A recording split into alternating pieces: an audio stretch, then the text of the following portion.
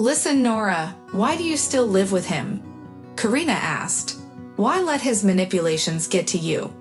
Nora remained silent, her gaze drifting past her friend's shoulder as she tightened her grip on her cardboard cup of coffee. The truth was, she couldn't find an answer. Even she didn't understand why she hadn't walked away. You're always complaining, Karina pressed on, but you never take action. Nora let out a long sigh. I guess I'm just feared to disrupt my routine. The unknown future, it terrifies me. What do you think it will be? Worse? Do you really believe life will be miserable once you leave the manipulator?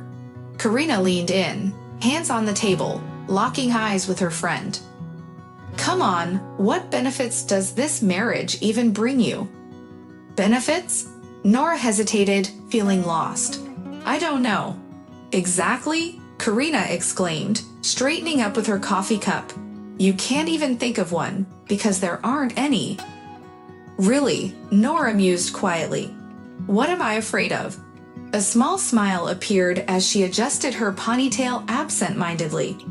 She had been married to Anthony for 6 years, and for the most part, everything had been fine, until recently when he suddenly changed. During any significant disagreement, he would start packing his things, threatening to leave. The first time he did it, Nora had pleaded with him to stay. Anthony ignored her, continuing to toss shirts and pants into a suitcase. Eventually, he had grudgingly agreed to remain, but then gave her the silent treatment for 2 days. Nora had tried everything to make things right, all while questioning her own guilt. Was she really at fault for merely asking him to fix the kitchen faucet? Right now, Anthony had snapped, his irritation evident. Nora, I've just come home from work. I need a break. There's nothing for dinner again, and that faucet needs urgent attention too. Anthony, you've had a week to handle a faucet. Nora countered, her patience fraying. I've been asking you for days. How long does it take? I'll take care of it tomorrow, he retorted, storming out with an air of pride. Frustration boiled within her. Tomorrow again? What is this? Endless delays? She followed him into the bedroom. Why not do it now? She shouted. And why have you managed to make dinner? Anthony shot back. Because I work just like you. I got home 40 minutes earlier. Why is it my job to handle everything after work, while you get to kick back? You've been putting off that faucet for days. Are you really complaining about that? He sneered, narrowing his eyes. Fine. If you're so unhappy, maybe I should just leave and let you live your best life.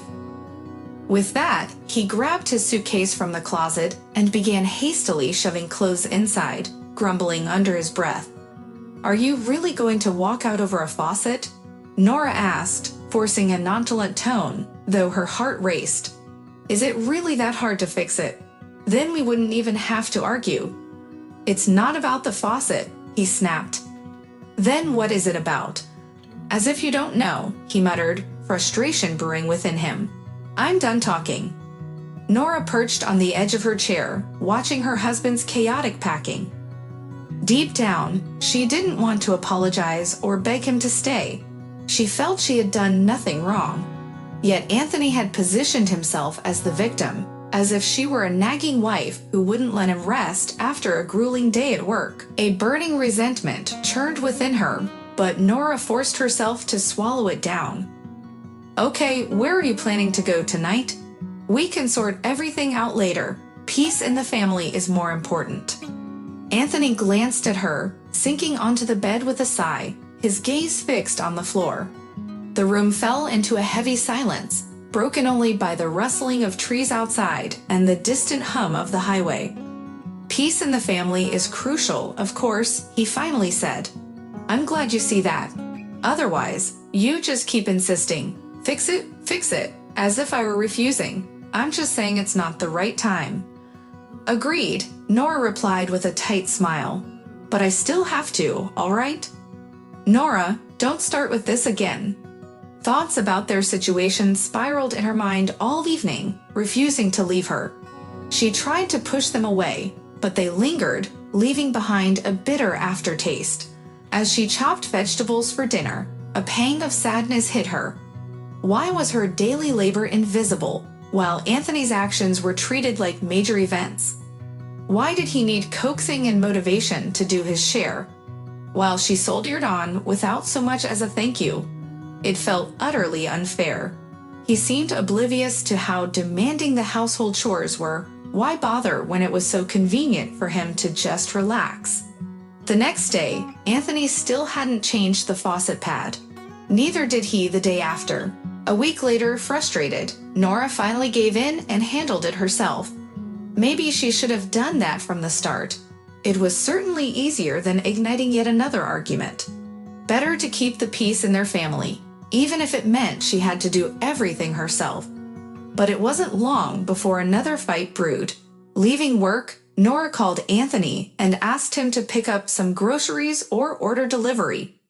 "I'll send you the list," she said. "I'm running late and I'm really tired.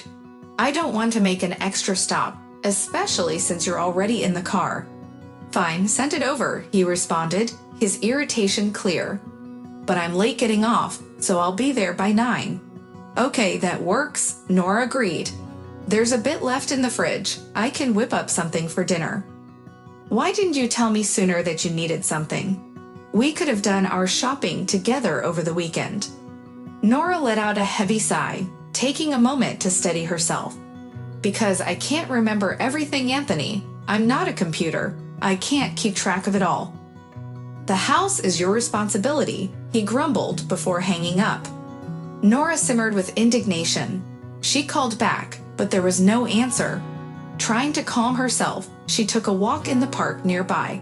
This happened every time. He never contributed but expected her to remember everything about their household, even the location of his socks. The walk didn't help, and by the time Anthony arrived, Nora was on the verge of bursting with repressed anger. She peered into the grocery bags he brought in and tried to steady her breathing. "Anthony, I asked you to get cottage cheese and sour cream, and tea too.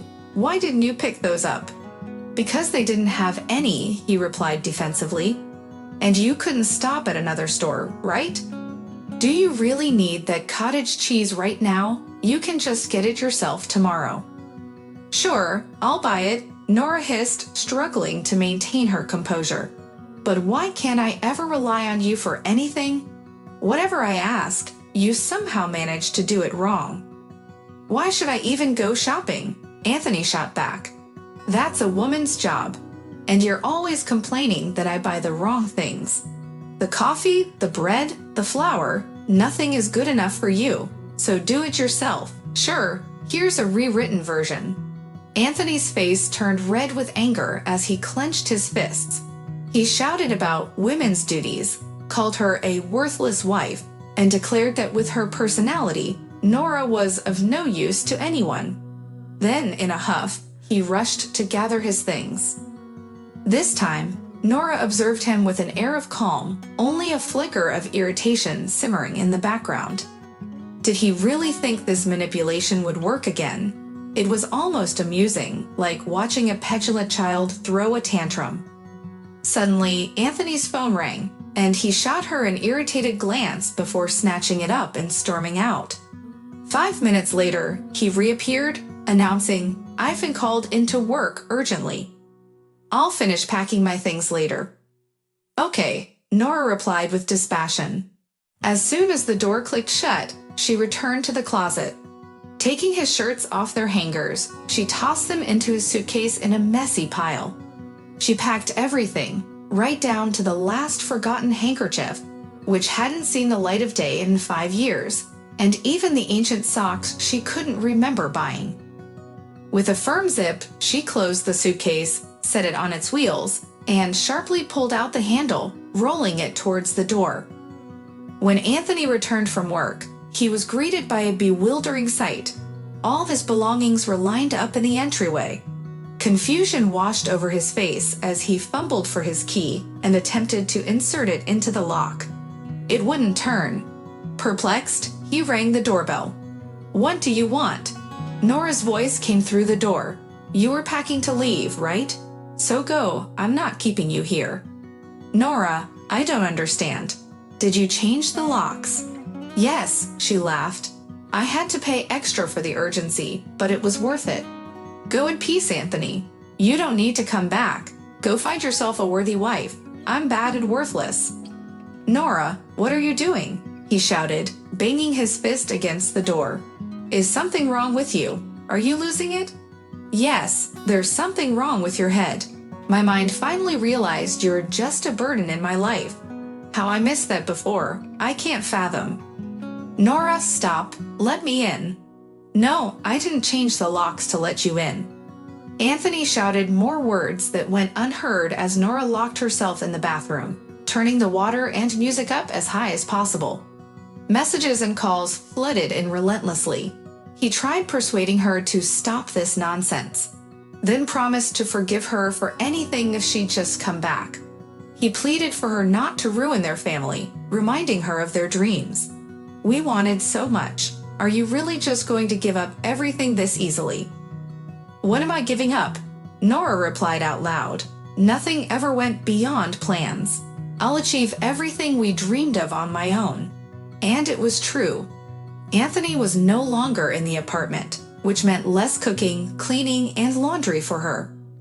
Nora had become her own mistress, free from the burden of trying to compromise with someone unwilling to contribute. Gradually, Anthony accepted that the separation was final. They met a month later only at the divorce proceedings. Nora arrived dressed like she was going to a celebration.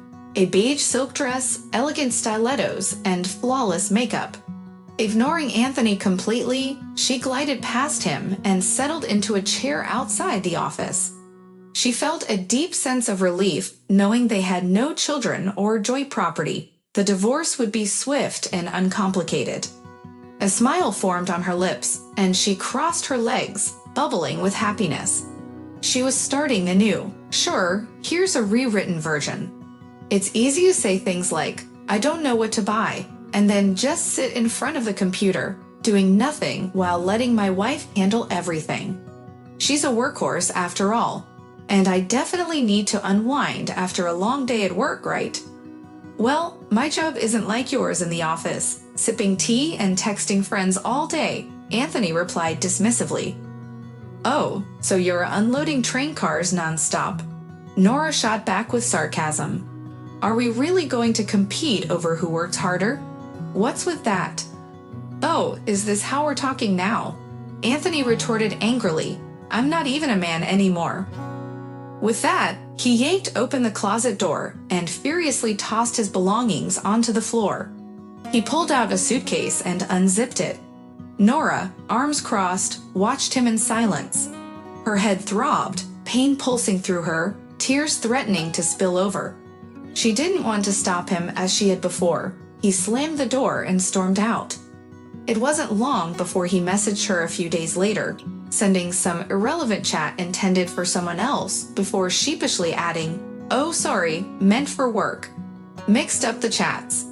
At first, she didn't catch on to his trick, but she used that mistake to reconcile, even though her reluctance was palpable.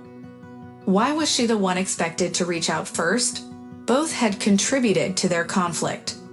Anthony returned home that evening, shoving his clothes back into the closet without even folding them. He ate the dinner she had made and sank into the computer chair. Can't you even say you missed me? Nora asked tentatively. Anthony turned to her. Did you miss me? Let's say I did, but I was asking about you, she replied. It felt as if the tension was building up again, barely simmering down. Anthony seemed to sense it too, falling silent to avoid reigniting another argument right after coming home. I missed you, he finally admitted, albeit reluctantly, before turning back to his screen. In that moment, Nora realized they could never go back to how things were. The deep mutual understanding, respect, and genuine interest they once had were gone. She pondered where it had all gone wrong. Had Anthony just been pretending, and now his true self was revealed? The next day, she reached out to Karina, and they met at a cozy little cafe. Nora looked defeated, her eyes dull, shoulders slumped, and her usual spark faded. It's like you've been replaced, her friend remarked, shaking her head. Come on, what happened? Nora paused for a moment before pouring her heart out. The hurt she felt since their fight, the realization that nothing would ever be the same, Anthony's distance, and the change in his behavior. She detailed their recent arguments, laying it all bare.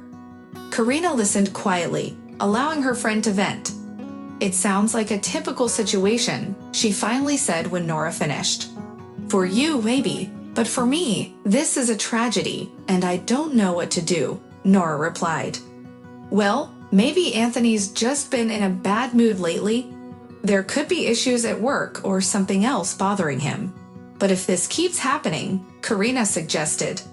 Nora nodded, fear prickling at the thought of everything will repeat itself. Deep down, she sensed that their happiness belonged to the past. The family boat has hit the rocks of daily life, she said with a sad laugh. I never thought this would happen to me. It wasn't long before another fight erupted, this time over something trivial, a simple request for him to help sort the laundry. He snapped, refusing with a dismissive attitude. It stinks, he said, grimacing. So you think I'd do this just for fun? Nora shot back, raising her chin defiantly. I do it because it's necessary, and you'll help out. Nothing bad will happen to you. No, Anthony replied sharply. I said I won't do it, and I won't. Fine, Nora said, striving to keep her tone calm. Then I won't do the laundry. Figure out what to do with your dirty clothes on your own.